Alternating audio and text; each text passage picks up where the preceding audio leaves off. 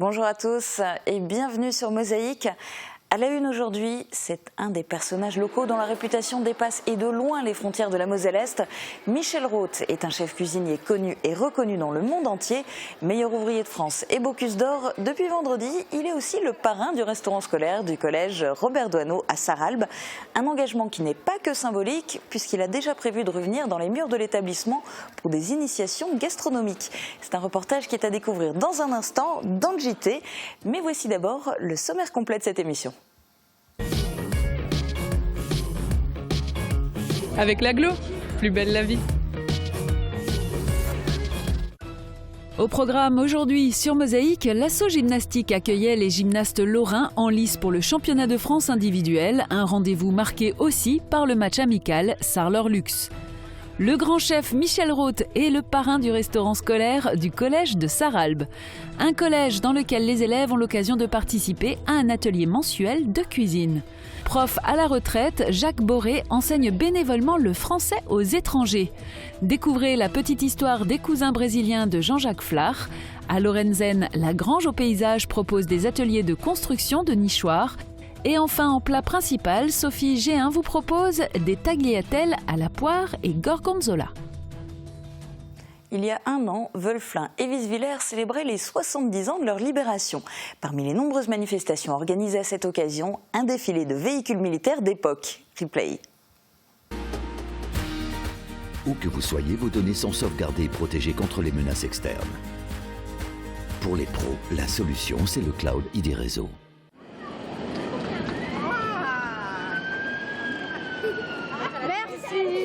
Des militaires américains qui distribuent des chocolats et des chewing-gums à la population française, c'était exactement ça en 1944 et 1945, quand les Alliés ont traversé les villages libérés.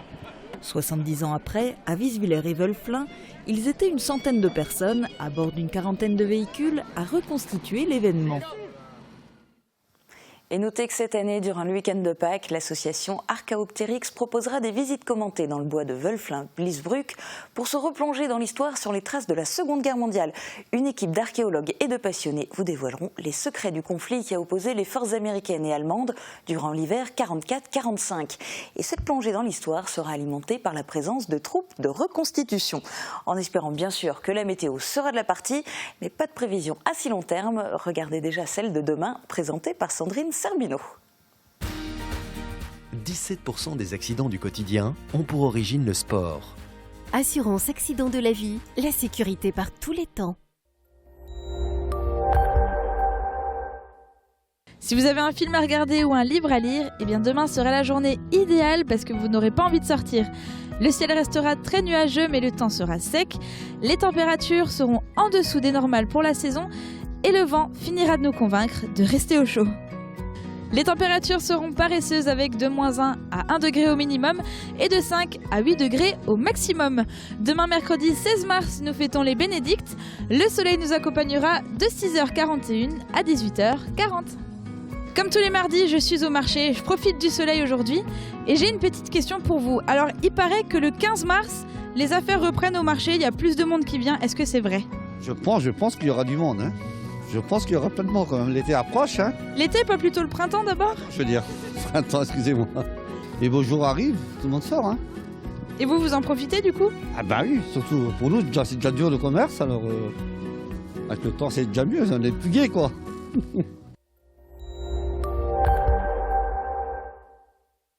Je parraine un ami et tout le monde y gagne. Mon filleul, ma banque et moi. Au Crédit Mutuel, un client satisfait rayonne.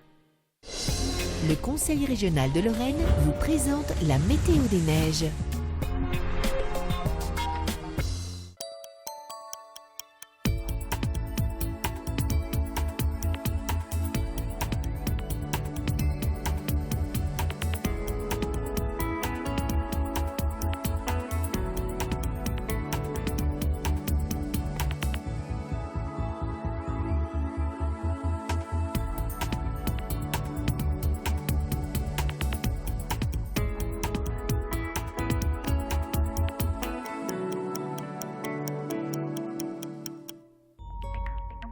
Retrouvez toutes les informations sur l'enneigement de vos stations préférées sur www.bulletin-d-neige.com.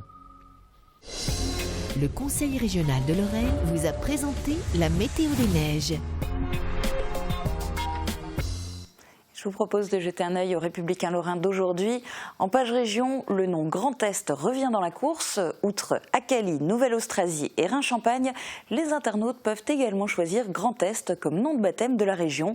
Les conseillers régionaux l'ont ajouté hier à la shortlist des prétendants. Dans son édition de Sarreguemines, le RL revient sur la manifestation des surveillants pénitentiaires qui a eu lieu hier devant la maison d'arrêt rue Victor Hugo. À la une de l'édition de Sarrebourg, l'exploit des judokas médaillés d'argent au championnat de France 2e division à Lyon. C'est la première fois depuis 30 ans qu'un club mosellan monte sur le podium d'un championnat national 2e division. L'actu du secteur en images, voici le JT de Mosaïque.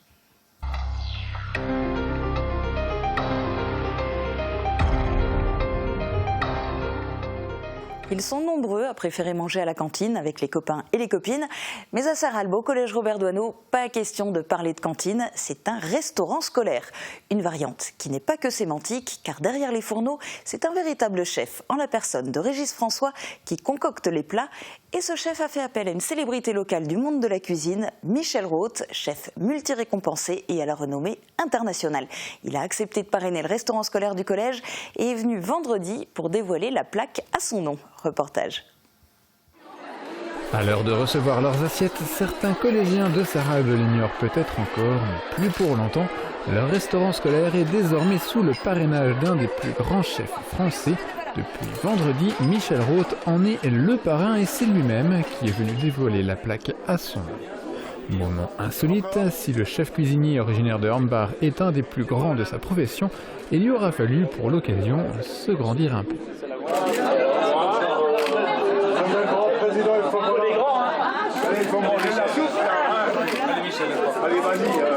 Un aléa de la cérémonie qui ne doit pas cacher ce qu'implique ce baptême, une bénédiction culinaire initiée dès le déménagement du collège Robert Doisneau par Régis François, le chef de cuisine de l'établissement. Tous les jours, le défi pour l'équipe de la cuisine est de fournir un repas digne de la gastronomie française à 400 personnes et pour un prix ne dépassant pas les 2 € par repas. Si à l'avenir Michel Roth ne sera naturellement pas derrière les casseroles, il restera présent pour guider le cuisinier du collège dans ses choix. Alors je n'attends pas grand-chose de lui parce que je ne veux pas le déranger dans son travail, c'est un homme qui est très pris. Régulièrement, je lui envoie un email, je lui dis « Tiens chef, qu'est-ce que tu penses de ce menu-là? Est-ce qu'on pourrait essayer ta petite touche ?» Et puis voilà, et puis si tu es dans le coin, tu passes et puis voilà. Le chef étoilé a en effet déjà promis de revenir pour parler gastronomie au collège, d'autant qu'il souhaite défendre une idée du bien manger, et cela dès le plus jeune âge. La restauration est quelque chose de tellement essentiel qu'on peut s'étonner quand même que sous la pression du rythme de nos vies actuelles, on ait trop souvent tendance à la négliger, à considérer que manger, c'est une fonction simplement destinée à se remplir le ventre. Un credo que défend aussi le chef de cuisine du collège qui fournit l'idée dans ce sens. J'aimerais bien travailler du poisson frais, de l'ultra frais, en snacking, des choses comme ça, ou carrément cuisiner devant eux avec le matériel que nous avons, on peut adapter, ou des démonstrations culinaires dans le restaurant. Mais ça, c'est encore des projets, comme je dis toujours, j'ai des projets, j'en ai des cartons pleins dans mon bureau. Gageons que certains de ces projets se réaliseront. Au final, il est sûr que les collégiens, eux, continueront à se délecter des plats proposés dans le restaurant scolaire. Et certains collégiens de cet établissement se sont mis à la cuisine. 8 élèves participent depuis le début de l'année à un atelier proposé et animé par une enseignante de sciences physiques. Caroline Nadler et le chef de cuisine apprennent à de jeunes gourmets enthousiastes à découper, cuire ou encore dresser des assiettes. Guillaume Dumontail les a filmés en action. Début de l'année, on a proposé aux élèves volontaires, c'est sur leur créneau libre de 3h à 5h, de participer à l'atelier, une fois par mois en moyenne. Compte tenu de l'exiguïté de la cuisine, le nombre d'élèves participants a été limité à 8. Des passionnés de cuisine se sont rapidement fait connaître. Depuis que ma mère elle cuisine, elle fait des bons plats, je me suis dit que j'allais aussi cuisiner. Ma mère elle est algérienne, du coup elle fait beaucoup de spécialités et du coup je l'aide souvent. Ils ont vite vu les avantages de savoir cuisiner. On peut préparer des trucs soi-même, au lieu d'aller, au restaurant ou au McDo ou des trucs comme ça. Tu vas goûter si c'est assez sucré ou pas. Je suis passionnée de cuisine à la base. Et en tant que prof de sciences physiques, la cuisine aussi est un excellent fil conducteur pour mes cours. Donc ça me permet d'allier mes cours et de voir les élèves aussi en dehors et de mettre en application aussi bien des sciences physiques, mais aussi j'ai des projets avec d'autres collègues. C'est un travail interdisciplinaire aussi. Les élèves ont déjà eu l'occasion de cuisiner de nombreuses recettes. Du Nutella, des entrées, des macarons, des beignets au fromage blanc, on a fait des Apfelstrudel, là on fait des panna cotta. Ce jour-là, ils réalisaient des recettes en vue de l'inauguration du restaurant scolaire. Le public avait ainsi l'occasion de savourer leur préparation. Caroline Nadler tire un bilan très positif de cet atelier. On est quasiment au complet à chaque fois. Les élèves se réinscrivent systématiquement d'une séance à l'autre. Ils sont très très demandeurs. Non, franchement, l'expérience est à renouveler si possible, évidemment. Tu rajoutes tout. C'est aussi simple que ça. Pendant que des collégiens apprennent l'art de la cuisine, des adultes apprennent le français, et notamment grâce à Jacques Boré, qui transmet ses connaissances à des étrangers avides de savoir. Cet enseignant à la retraite est depuis la fin de son activité professionnelle intervenant en français langue étrangère au centre socioculturel de Sarreguemines. Guillaume Dumonteil a assisté à l'un de ses cours. J'aime beaucoup Jacques. Parce que j'apprends en français. Merci, au revoir. À la prochaine. Dans ce cours de français langue étrangère, la bonne humeur est significative et l'intervenant bienveillant. Vous êtes vraiment bien défendu parce que ce n'est pas forcément des mots simples à lire. Jacques Boré a de l'expérience en matière d'enseignement. J'étais professeur des écoles dans l'élémentaire. J'étais surtout spécialisé dans le cours préparatoire. L'enseignement qu'il dispense à ses élèves de niveau A1, le premier niveau d'apprentissage, n'a rien de scolaire. C'est un cours qui est surtout basé sur la demande, sur ce dont ils ont besoin, c'est-à-dire maîtriser une langue française orale. Donc la partie écrite est réellement secondaire, c'est la partie orale qui est essentielle du moins au début. Par la suite, s'ils continuent chez nous au centre socioculturel, ils pourront affiner leur approche de la langue française. Les apprenants viennent de différents pays. On a en ce moment beaucoup d'Albanais, quelques Turcs, des Sri Lankais, mais aussi des Thaïlandais, des Ouzbeks, des Kirgis. Enfin, on a un petit peu des représentants du monde entier. Les motivations des apprenants sont très honorables. Quelqu'un qui habite en France, c'est normal, il faut qu'il parle français. Pour moi, c'est obligatoire. Je prenais cours de français pour trouver de la travail en France. J'ai des filles, il faut que je les aide pour faire leurs devoirs. S'il leur apporte des connaissances, Jacques Boré en reçoit également. C'est très enrichissant parce qu'on est vraiment dans une situation de partage et ils m'apprennent autant que moi je leur apprends et ça me plaît vraiment bien. J'apprends leur culture, leurs coutumes, leurs us, un petit peu leur langue aussi. Et puis je peux leur aider dans les démarches administratives ou pour éventuellement trouver du travail. Donc c'est un petit peu une main tendue et ça me plaît vraiment bien. La générosité, ça me plaît bien. Il convient de préciser que Jacques Boré intervient bénévolement au centre socioculturel, comme les 8 autres personnes qui aident comme lui les étrangers en leur apprenant le français. Elle fait des bons gâteaux, elle sait très bien écrire. De la couleur et de la gaieté pour faire face à la maladie. Les primes verts sont de retour. La Ligue contre le cancer organise sa vente annuelle du 14 au 19 mars. Il y a 16 points de vente sur notre arrondissement. La plupart sont dans les grandes surfaces et il y a même un stand chez nos voisins allemands au magasin Aldi de Klein-Blittersdorf. Alors ouvrez l'œil et si vous le pouvez, offrez des fleurs pour soutenir la recherche et améliorer la qualité de vie des malades. Je vous propose maintenant d'écouter quelques notes de musique. Les concerts sont légion dans la région, mais il n'est pas si courant de pouvoir écouter de la harpe. Une chance pour le public présent à Großbiedersdorf, puisque c'est un ensemble de harpistes qui est venu interpréter de nombreuses pièces composées pour cet instrument. Un flot de petites notes captées par Bernard Lange. C'est un concert sous forme de rencontre que le public blittérien a pu découvrir. Rencontre avec la harpe, instrument aussi volumineux que son son est délicat. Rencontre entre 3 conservatoires puisque les musiciens venaient des conservatoires de Metz, de Forbach et de Sarreguemines. Dans ce concert en 2 parties, ce sont des chants traditionnels du bassin méditerranéen qui ont d'abord enchanté les oreilles des auditeurs, suivis d'une suite de danse d'Alexandros Marqueas.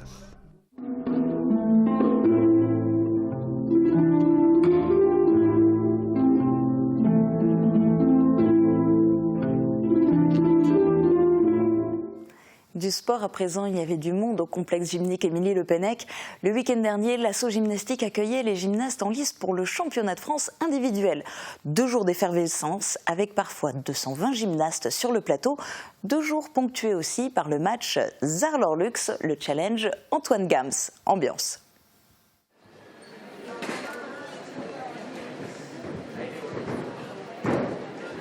Quatre agrès pour convaincre et une chance une seule de faire bonne impression. C'est ingrat quand on y pense, tant l'exigence est grande et le nombre d'heures d'entraînement important, surtout à la poutre, spécialité typiquement féminine.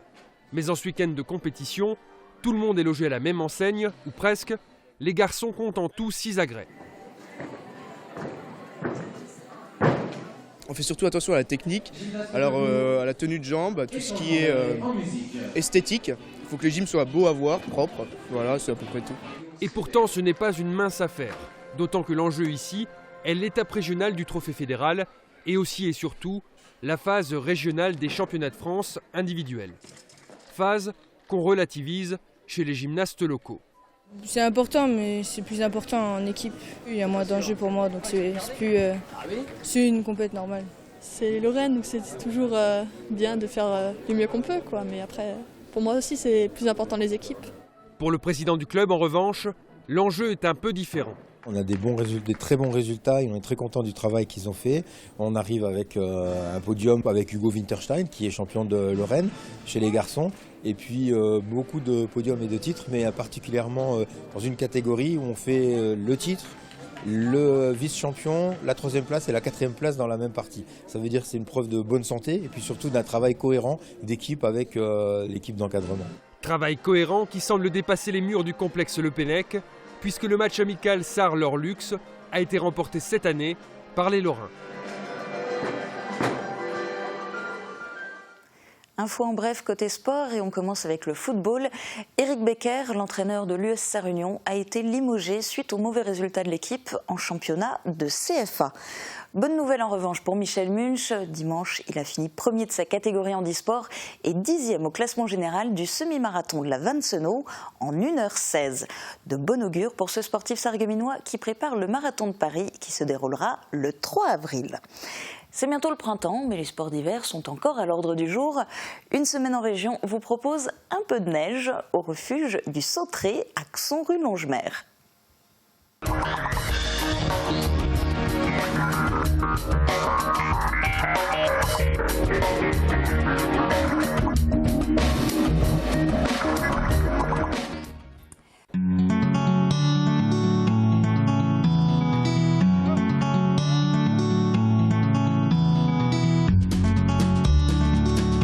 Là, on se trouve en haut de la vallée des Lacs, donc sur les dessus de la Bresse et Gérardmer. On est juste à la limite des 2 communes.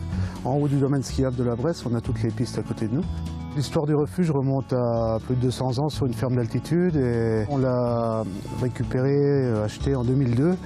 Et à ce moment-là, on est parti tout de suite sur le fait de le rendre entièrement accessible aux personnes handicapées. L'association du refuge du Sautré a pour objectif de rendre accessible la montagne en faveur des personnes porteuses de handicap. On fait vraiment des séjours tout compris en encadrant les personnes avec du personnel spécialisé pour faire profiter de toutes les joies de la montagne à tous. Tout tourne principalement autour de la glisse. Donc ce que l'on fait le plus souvent, c'est avec des fauteuils ski, donc la personne est installée dans un siège, il y a 2 skis en dessous, nous on encadre en raquette pour pousser, pour tirer.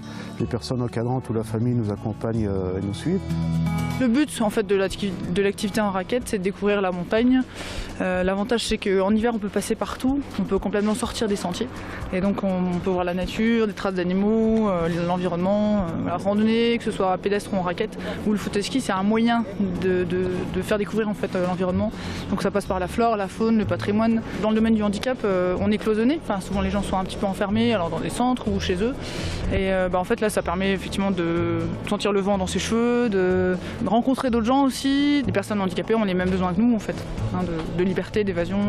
Faut juste le faire ensemble. Voilà. Ils ne peuvent pas le faire tout seul, quoi. Il y a aussi le fauteuil ski en alpin, donc là on pilote nous derrière, c'est du fauteuil ski piloté, les personnes ne seront pas autonomes. Ça s'adresse à toute déficience, motrice ou mentale également. Les activités sont aussi très bonnes pour l'aspect physique et physiologique des personnes.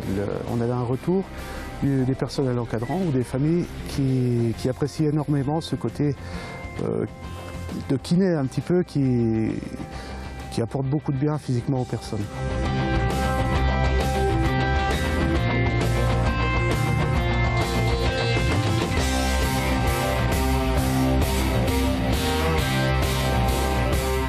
Génial.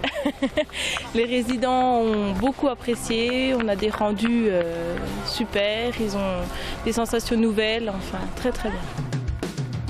Ouais, super, on se croirait à la foire du trône, en ski dans la neige blanche agréable. C'est un vrai film d'aventure extra, c'est des moniteurs formidables.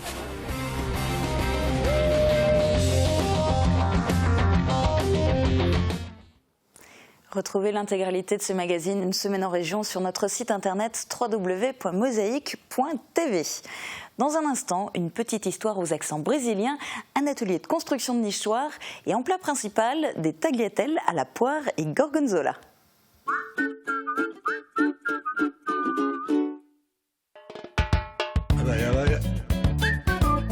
Du 11 mars au 2 avril, la ville de Sarreguemines vous propose la 18e édition du festival Miré de Plate, festival de langue francique et des langues de France. Au programme de cette édition exceptionnelle, une magnifique exposition sur la migration de Lorrains et Sarrois vers le Brésil à la fin du 19e siècle. Du théâtre, de la chanson, de l'humour, des conférences, sans oublier le traditionnel bal folk le 2 avril. Programme à découvrir sur www.sarreguemines.fr.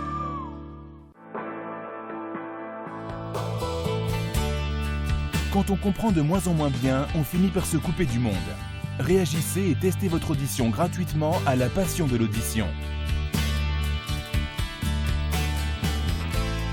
Ensemble, trouvons la meilleure solution pour la meilleure audition.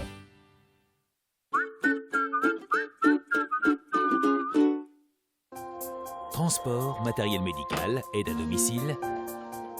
AVS Santé, notre métier, vous accompagner. On sera tout beau, tout propre demain sur Mosaïque. C'est le nom de l'exposition proposée au musée de la Faïence, plongée dans le monde de l'hygiène de 1840 à 1940. Et puis une page musicale dans tendance avec l'harmonie de Grossbliederstroff. Côté coulisses, notre caméra s'est glissée parmi les musiciens en pleine répétition. C'est à découvrir demain sur Mosaïque.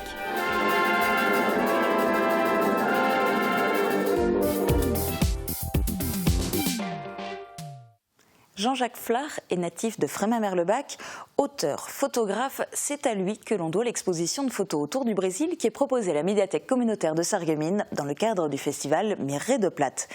C'est aussi l'occasion pour lui de nous parler de sa famille brésilienne. C'est la petite histoire du jour.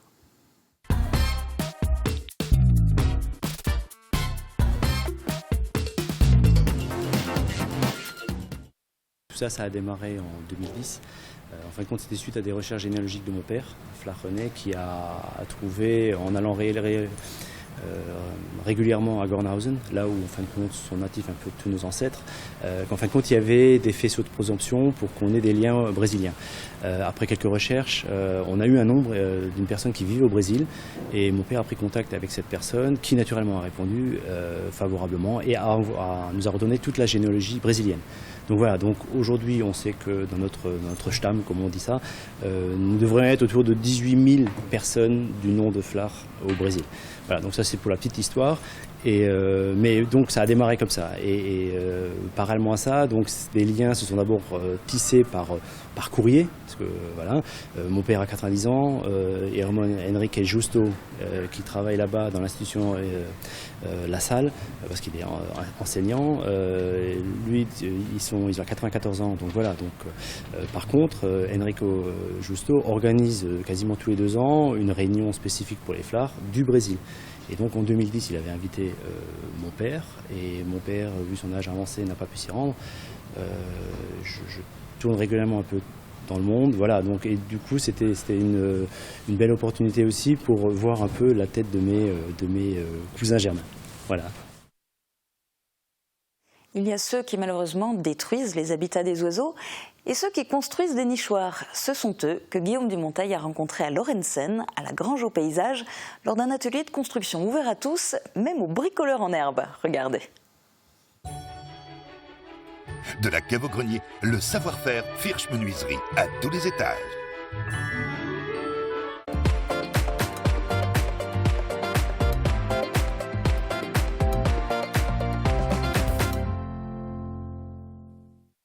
Ils vont le construire en direct avec l'aide des autres et avec notre aide, avec nos conseils. Et bien souvent, ils vont le reproduire chez eux aussi, plus tard avec les plans. Ça fait quelques années qu'on fait des nichoirs ici, qu'on fait ce genre d'atelier à la fin de l'hiver. Le public qui vient en général chez nous, c'est un public souvent habituel, familial. C'est des ateliers qui fonctionnent très bien, donc on limite les participants pour des raisons matérielles. Parce qu'il y a du matériel à mettre à disposition, on limite à 20 personnes. Là, on va proposer un nichoir déjà pour le piquet-pêche qui est plus grand et un nichoir pour un oiseau un peu moins commun pour les bergeronnettes. Alors il y a 3 différentes bergeronnettes. La bergeronnette grise, la bergeronnette des ruisseaux et puis la bergeronnette printanière. Donc on a fait cette petite fiche qui aidera les gens à les reconnaître. Il faut un petit peu de visserie, quelques vis, quelques charnières. Et alors ce qui est important, c'est le type de bois qu'on va utiliser. En fait, on prend du bois de sapin Douglas, un bois qui est imputrescible, enfin qui pourrit un peu moins vite. Donc il va résister aux intempéries dehors plus longtemps. Et puis pour augmenter sa durabilité, on peut même conseiller aux gens de mettre un peu d'huile de lin dessus ou même de l'huile de colza. C'est pour attirer les oiseaux qu'on dit cavernicoles, qui nichent dans les troncs d'arbres. Et comme il y a de moins en moins d'arbres creux, puisqu'ils ne sont pas laissés sur place, ils sont souvent abattus, les façades de maisons sont rénovées, donc il y a moins de trous, de fissures. C'est pour ça qu'on propose quelques nichoirs. On ne met rien dedans, mis à part peut-être pour le piquet-pêche, un peu de copeaux ou de sciure de bois. Autrement, ce sont les oiseaux qui vont chercher leurs matériaux dans l'environnement et il faut les laisser faire ça, il faut qu'ils aient quand même un peu d'autonomie, qu'ils aménagent leur petit cocon à leur guise. On n'est même pas certain d'avoir les espèces que l'on vise, mais ce n'est pas le plus important. Alors il faut déjà respecter certaines recommandations pour l'installer, et après il faut un peu de patience, et puis on verra ce qui viendra à l'intérieur de ce nichoir. On retrouve Sophie Géhin en cuisine pour le plat du jour. Un plat de pâtes aux saveurs surprenantes et pleines de couleurs. Je vous laisse le découvrir. Au club Bouygues de Sarreguemines, Forbach et Saint-Avold, vous profitez du plus grand réseau 4G de France, de la puissance de la fibre et d'un large choix de téléphones portables.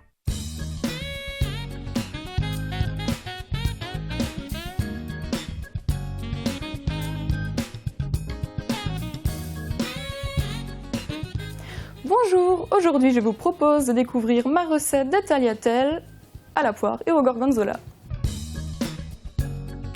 Pour commencer, faites cuire les pâtes quelques minutes al dente dans une eau frémissante salée. Pendant ce temps, coupez la poire en dés et émincez la salade et réservez. Dans une sauteuse, faites revenir les dés de poire dans un peu de beurre, déglacez avec le vin blanc, ajoutez la crème, le gorgonzola écrasé et laissez fondre à feu moyen. Ajoutez les tagliatelles égouttées puis les noix. Mélangez, salez et poivrez et ajoutez le thym et la salade juste avant de servir. Pour réaliser cette recette, pour 4 personnes, il vous faudra 250 g de tagliatelles fraîches, une demi-salade Trévise, une poire, 100 ml de vin blanc sec, 100 g de crème liquide, 50 g de gorgonzola, 2 cuillères à soupe de noix concassées, 1 cuillère à soupe de thym, du beurre, du sel et du poivre. Et pour rester dans la cuisine italienne, vous pouvez facilement remplacer les pâtes par du riz et en faire un risotto. Bon appétit!